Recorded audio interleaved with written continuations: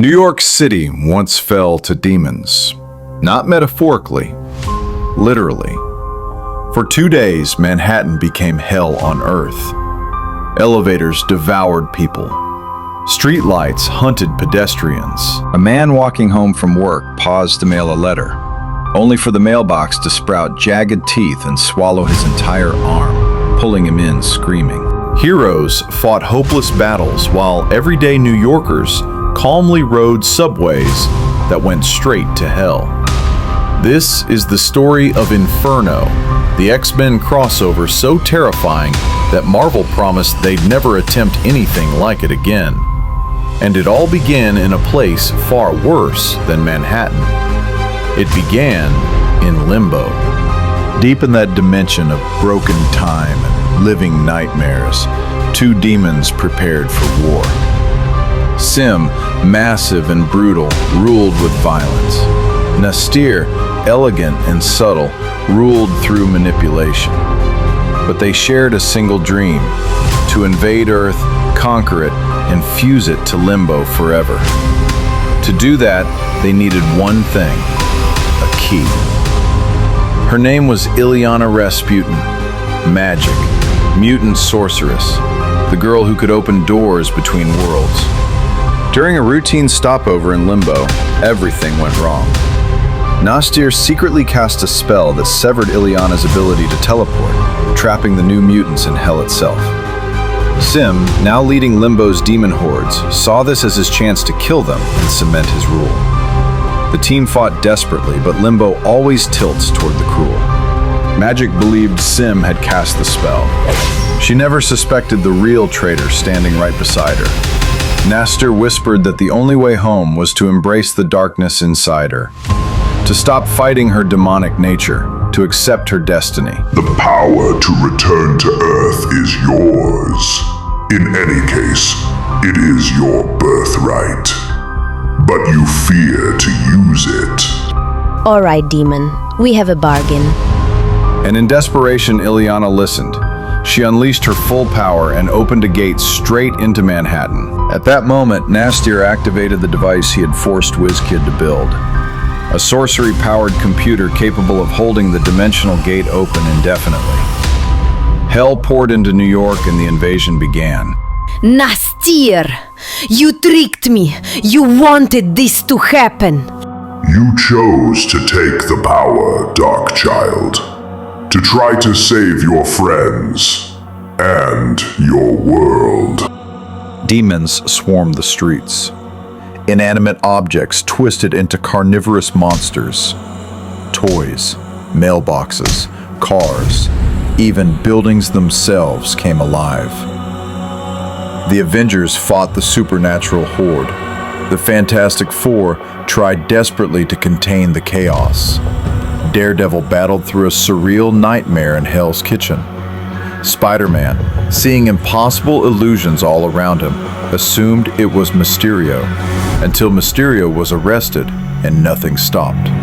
While the city struggled to survive, a darker plot unfolded. Madelyne Pryor, abandoned, heartbroken, and manipulated, struck a deal with Nastir.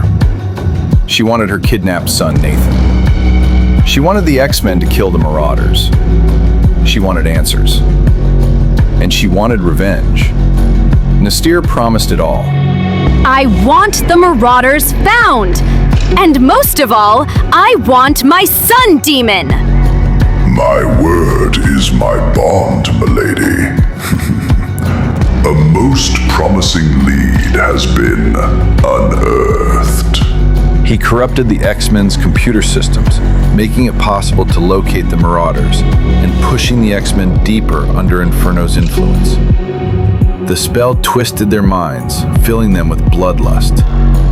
When they found the Marauders' base, the X-Men attacked with disturbing joy, killing them in a frenzy unlike anything they'd done before. Only Colossus remained untouched, his steel armor shielding him from the magic. Once he learned what had happened to Illyana, Colossus understood the truth.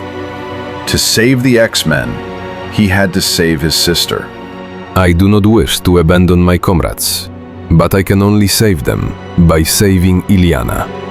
Meanwhile, Nastor completed his promises. He freed baby Nathan from Mister Sinister's laboratory and revealed Madelyne's true origin.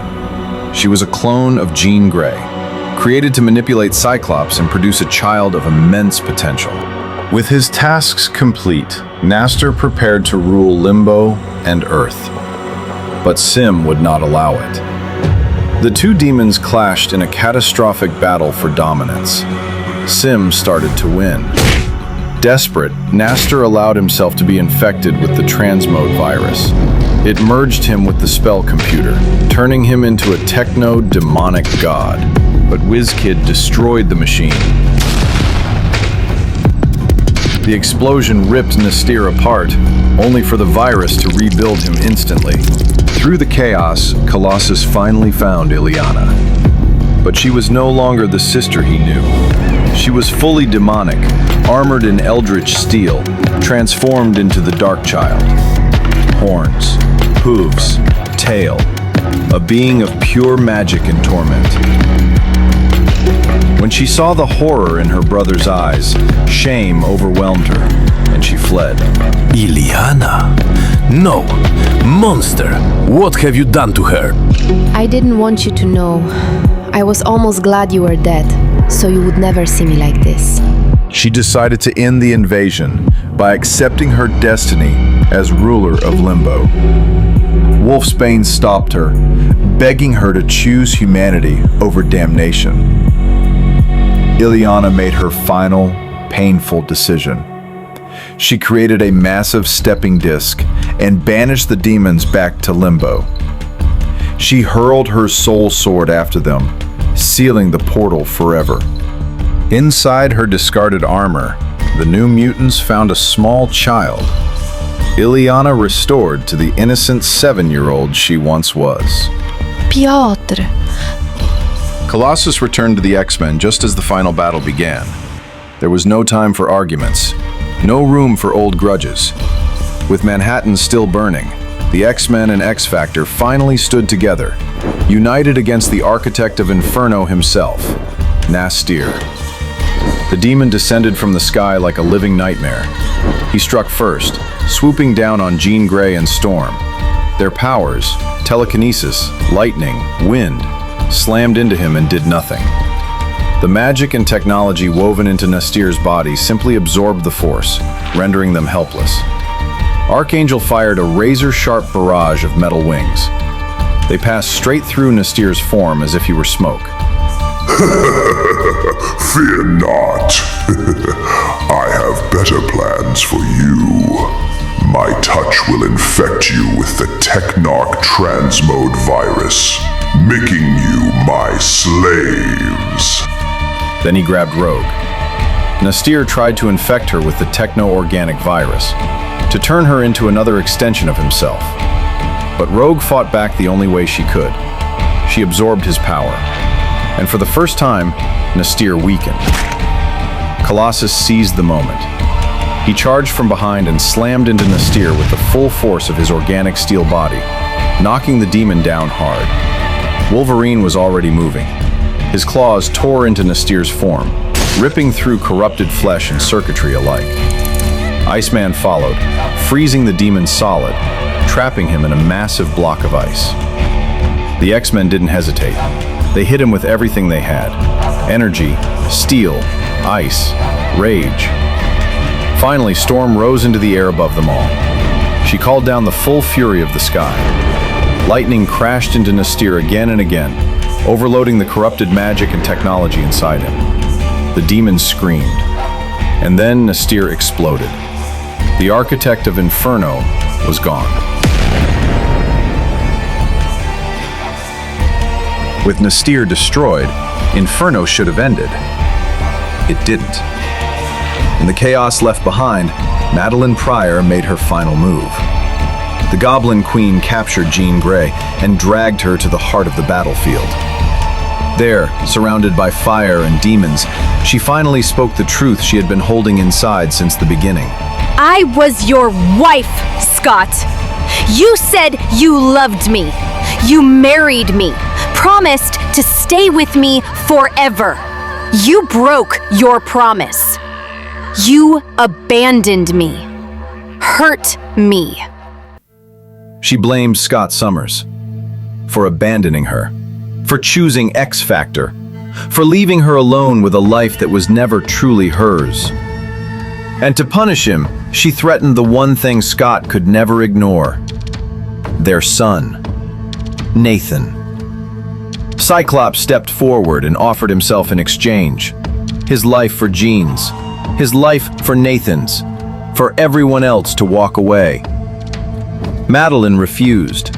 She didn't want justice. She didn't want answers. She wanted them all to die.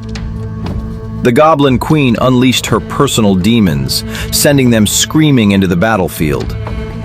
As the X-Men and X Factor fought them off, old wounds reopened. Accusations turned into blows. Watch it, Angel. You mutant hunters ain't just chumps. You're plain incompetent. Incompetent? Mutant hunters? You're out of line, mister. The X-Men still believed X Factor were mutant bounty hunters. X Factor fired back. The alliance shattered almost as quickly as it had formed. Cyclops tried desperately to explain the truth. No one listened. He turned his optic blast on Madelyne Pryor. The energy slammed into her and did nothing. Havoc, already corrupted by Madelyne's influence, attacked next. His plasma blast tore across the battlefield, only to be absorbed harmlessly by Cyclops. Brothers facing brothers, immune to each other's powers. Archangel dove through the chaos and freed Jean Grey. With Jean safe, Cyclops and Havoc closed in on each other. Their powers useless, the fight became brutally personal. Fists, rage, years of resentment exploding in raw violence. Madelyne responded by raising a force field around herself, Jean, and baby Nathan. Inside the barrier, the two women faced each other alone. Outside, the X-Men and X Factor attacked the shield with everything they had, desperately trying to break through. Inside the field, Jean and Madelyne fought without interference. Power against power. Will against will. The shield finally cracked. In a last act of desperation, Madelyne reached for the only weapon she had left. She attempted to open a portal to Limbo by sacrificing her own son. The spell failed. Cornered, furious, and broken, Madelyne made her final choice. She linked her mind directly to Jean Grey's. If she was going to die, she would take Jean with her. The psychic assault was overwhelming. 2 lives, 2 identities, collapsing into one. As Madelyne's body failed, a fragment of the Phoenix Force emerged. The same power that had once given Madelyne life in the first place. It offered Jean a lifeline. Jean accepted. The Phoenix fragment saved her, breaking Madelyne's hold at the final moment. Madelyne Pryor died alone, her rage extinguished at last. Inferno was finally over. With Inferno finally extinguished, the truth emerged. While Magneto had been occupied holding back Hell itself, Mister Sinister had seized his opportunity. He took control of the Xavier School for Gifted Youngsters and turned it into his fortress. The X-Men and X Factor returned together to confront him. Inside the ruined halls of the school, they were met by the remnants of the Marauders. The battle was swift and brutal. One by one, the Marauders fell. But Sinister had already prepared his next move. Polaris, still under the control of Malice, stood before them. Desperate for answers, the X-Men began probing her mind, searching for Sinister's location. Suddenly, a massive explosion tore through the school. The blast knocked everyone unconscious and freed Polaris from the X-Men's control. When the smoke cleared, Jean Grey was gone. Sinister had taken her. Longshot and Beast intervened, attacking Sinister head-on, but they were effortlessly overpowered. Cyclops began to stir. He tried to fire an optic blast, but the energy simply would not respond. Sinister stood beyond his reach. Psylocke and Rogue regained consciousness next. Psylocke launched a psychic attack, but Sinister crushed it instantly, swatting her aside like an insect. Rogue rushed forward and tried to absorb Sinister's power. Instead, Sinister took control of her body. As Scott struggled to his feet, memories came flooding back. His childhood, the orphanage, a shadow watching him from afar. Sinister revealed the truth. He had been there from the beginning. He had conditioned Scott's life, separated him from his brother, orchestrated his path. And he was the one who had cloned Madelyne Pryor.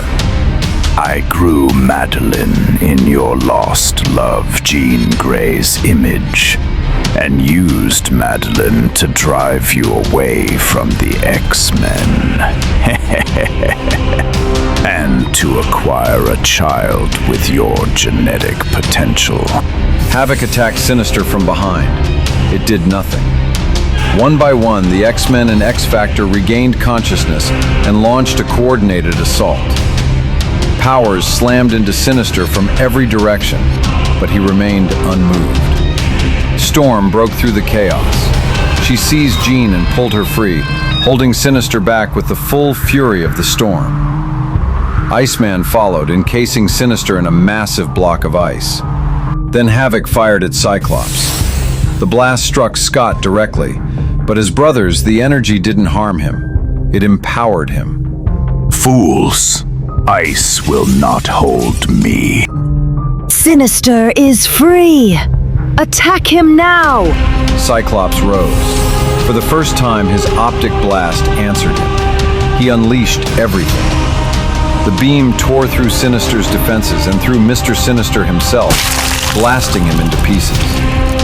The mastermind behind decades of suffering was finally silenced. And when the fires finally went out, when the demons were gone, when New York stood whole once more, many people chose the easier answer. They said it was a mass hallucination, stress, panic. Another strange night in a city that never sleeps. Because admitting the truth meant accepting something far more terrifying. That hell came to earth. That it wore familiar faces. That it walked among them. And that next time, there might not be heroes left to stop it. If you enjoyed this deep dive into one of the darkest X-Men stories ever told, make sure to like the video. It really helps the channel grow. Subscribe for more full crossover breakdowns, mutant history, and the stories that shaped Marvel forever. Because some legends aren't just remembered, they survive.